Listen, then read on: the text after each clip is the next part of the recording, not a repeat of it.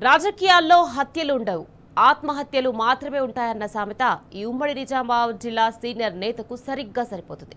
ఒకప్పుడు రాష్ట్రంలో గొప్పగా వెలుగొందిన నేత 2.5 ఏళ్లుగా అంతర్మదనంలో ఆత్మ పరిశీలనలో కొట్టుమిట్టాడుతున్నాడు.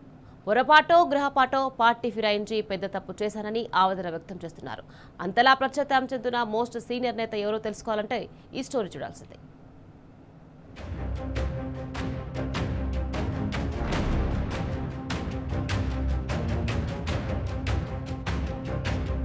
పోచారం శ్రీనివాసరెడ్డి తెలంగాణతో పాటు ఉమ్మడి ఆంధ్రప్రదేశ్ రాష్ట్రంలో పెద్దగా పరిచయం అక్కరలేని పేరు.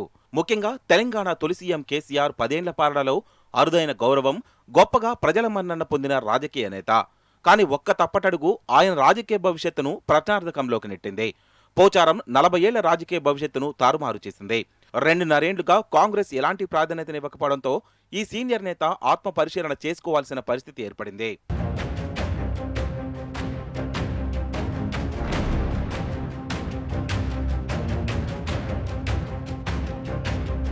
రాష్ట్ర తొలి ముఖ్యమంత్రి కేసీఆర్ దశాబ్దకాల పాలనలో ఇటు రాష్ట్రంలో అటు బాన్సువాడ నియోజకవర్గంలో గొప్పగా వెలుగొందారు పోచారం శ్రీనివాసరెడ్డి.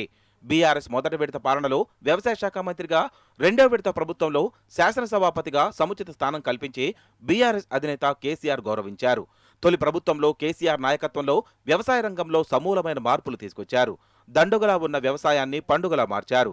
కేసీఆర్ తీసుకొచ్చిన సంస్కరణ వల్ల పోచారానికి రాష్ట్ర వ్యాప్తంగా మంచి పేరొచ్చింది. అంతేకాకుండా బీఆర్ఎస్ అధినేత కేసీఆర్ ఆయనకు గొప్పగా గౌరవం ఇచ్చేవారు. లక్ష్మీపుత్రుడని పేరు పెట్టి ముద్దుగా పిలుచుకునేవారు.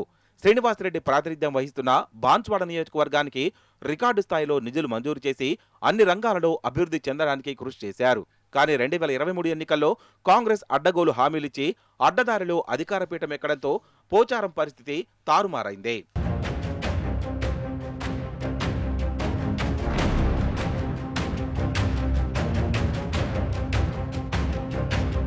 గత ఎన్నికల్లో ఉమ్మడి నిజామాబాద్ జిల్లాలో బీఆర్ఎస్ నుంచి 2 నేతలు గెలుపొందారు.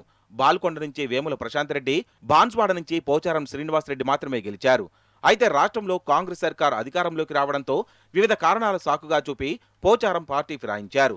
బీఆర్ఎస్ ప్రభుత్వంలో మాదిరిగా గొప్పగా గౌరవం దక్కుతుందనుకుంటే అందుకు భిన్నమైన అనుభవం ఎదురైంది. 2.5 ఏళ్లుగా పోచారం త్రిశంకు స్వర్గంలో కొట్టుమిట్టాడాల్సి వస్తోంది. దీంతో ఇప్పుడు రేవంత్ సర్కార్పై రెబల్ జెండా ఎగరేసి పశ్చాత్తాపం వ్యక్తం చేశారు పోచారం శ్రీనివాసరెడ్డి.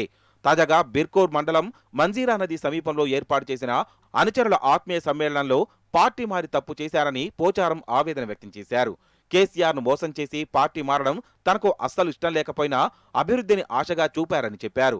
6 మాసాల్లో బాన్సువాడ నియోజకవర్గంలోని పెండింగ్ సమస్యలు పరిష్కరిస్తానని రేవంత్ రెడ్డి చెప్తేనే కాంగ్రెస్ కండువా కప్పుకున్నానన్నారు. కానీ సీఎం చెప్పినట్టుగా అలాంటి అభివృద్ధి ఏమీ జరగలేదని కుండబద్దలు కొట్టారు.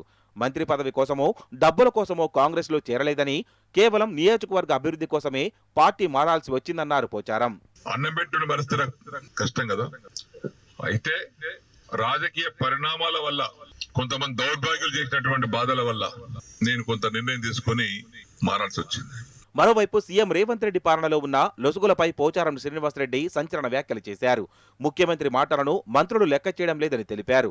ముఖ్యంగా ఉప ముఖ్యమంత్రి బట్టి విక్రమార్క, రెవెన్యూ మంత్రి పొంగులేటి శ్రీనివాసరెడ్డి రేవంత్ మాటలను పట్టించుకోవడం లేదన్నారు. అటు ప్రధాన సలహాదారుడైన వేం నరేందర్ రెడ్డికి స్వయంగా ముఖ్యమంత్రి చెప్పినా లెక్క చేయలేదని, తాను 50 సార్లు ఫోన్ చేసినా ఎత్తలేదని పోచారం వాపోయారు.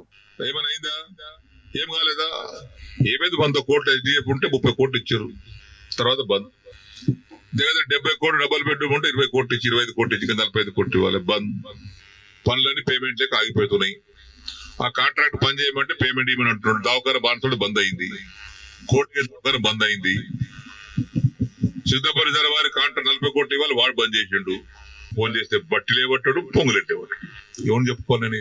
మోస్ట్ సీనియర్ నేత అయిన పోచారం శ్రీనివాసరెడ్డి వ్యాఖ్యలతో కాంగ్రెస్ లో ఆయన అవమానాలు ఎదుర్కొన్నట్టుగా స్పష్టమవుతుంది. 2023 నాటి రాజకీయ పరిణామాలు, కొంతమంది దౌర్భాగ్యులు చేసిన పని వల్ల పార్టీ మారాల్సి వచ్చిందని పోచారం చెప్పడం కోసమేర్పు.